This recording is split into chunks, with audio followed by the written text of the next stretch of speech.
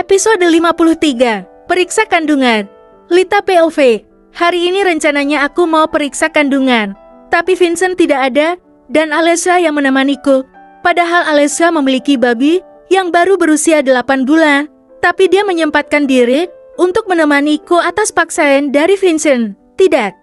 Sebenarnya Vincent tidak memaksa, tapi memang Alessia sendiri yang mau menemaniku dengan sukarela.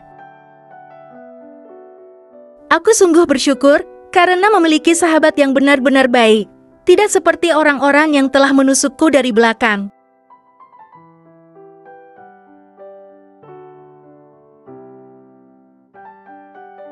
Alessia dan suaminya benar-benar tulus baik padaku. Setelah melakukan pemeriksaan ke dokter obgen, calon bayiku dinyatakan sehat. Aku dan Alessia memutuskan untuk pergi ke mall mencari barang yang belum kupunya. Alessia mengajak babysitternya. Kami membeli beberapa pakaian bayi, padahal Vincent sudah banyak membelikan untuk babi kita. Kami jalan-jalan sampai lupa waktu, hari sudah mulai larut. Aku mengajak Alessia untuk makan malam.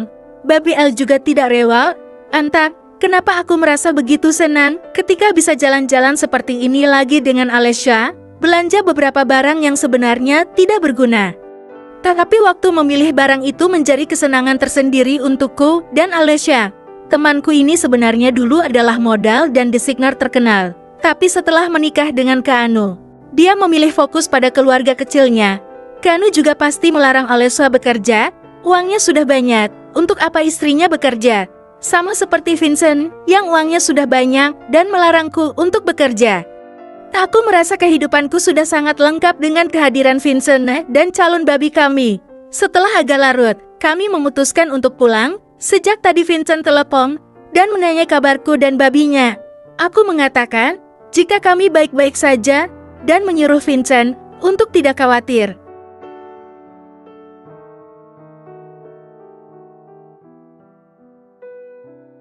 Namun, saat aku baru saja keluar dari mall, tiba-tiba ada seseorang yang mendorong tubuhku dari belakang.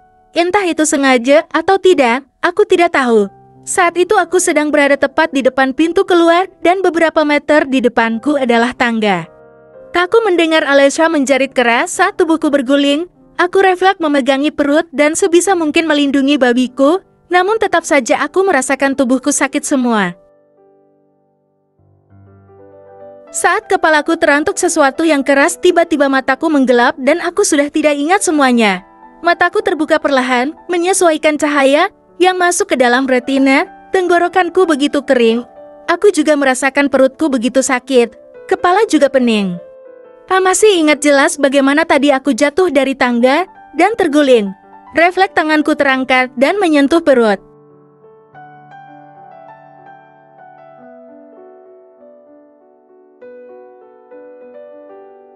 Sayang, akhirnya kamu sadar. Vin, perutku.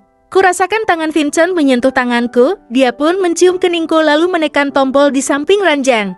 Asestete, tenang dulu, babi kita selamat. Sekarang kamu harus diperiksa dulu ya, kamu sudah 3 hari tidak sadarkan diri, bisik suamiku. Aku terkejut saat Vincent mengatakan, jika aku tidak sadar dalam waktu yang cukup lama yaitu 3 hari. Padahal rasanya baru tadi aku terjatuh dan berguling di tangga yang tidak begitu tinggi. Tapi ternyata aku sudah 3 hari tidak sadar. Terdengar suara pintu terbuka, ada 2 orang masuk yang kurasa adalah dokter dan perawat. Terlihat dari bajunya, dokter itu menanyaiku beberapa pertanyaan. Padahal saat ini, aku sangat ingin bertemu dengan putraku. Bagaimana keadaannya? Bukankah dia belum cukup umur untuk lahir? Usianya masih 7 bulan, seharusnya kurang 2 bulan lagi dia lahir. Tapi ternyata kecelakaanku itu membuatnya lahir lebih cepat.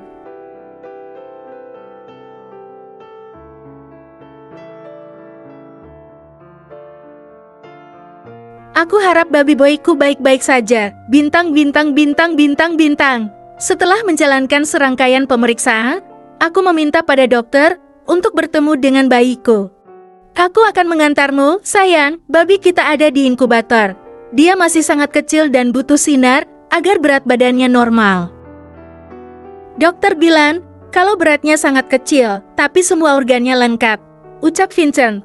Aku pun mengangguk leman, tidak terasa jika air mataku luluh. Sungguh tidak kusangka, jika putraku akan lahir prematur, bahwa aku sayang, aku ingin menemui putra kita.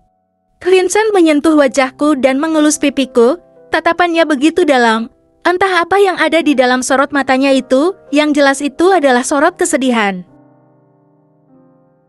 Itu membuatku jadi berpikir yang tidak-tidak, aku takut sekali. Terjadi apa-apa denganku. Iya sayang, ayo. Vincent menggendongku dan mendudukkannya di atas kursi roda.